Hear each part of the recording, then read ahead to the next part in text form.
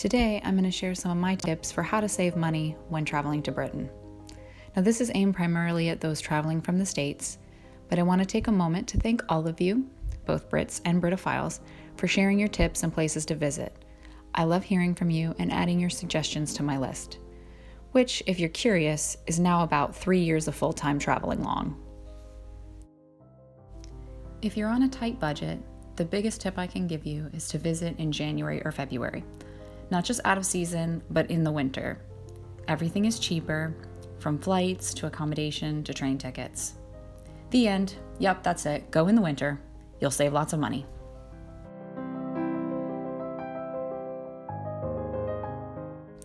Okay, I can probably elaborate a little bit. First of all, I know you want to see all the famous attractions, the beautiful gardens, and of course, you're worried about the weather. Most of the museums, castles, and ancient sites are open during this time, and they're generally less crowded with tourists, though you might get to hang out with school groups instead. And yes, you are more likely to have rough weather during this time.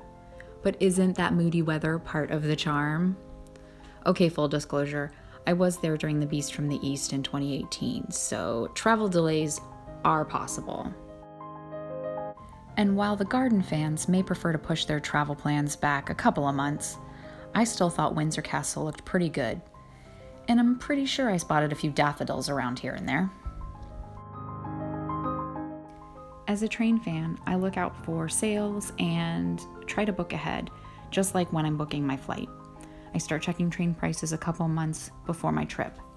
And not to keep harping on about it, but my friend caught a sale in January and February, and we snagged train tickets from London to Bath for only £8 and from Bath to Salisbury for only £5.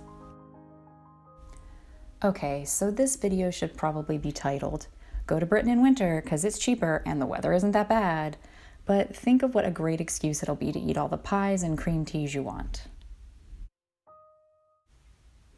So have you been to Britain in winter? What did you think? And as always, leave your budget and money-saving tips in the comments below.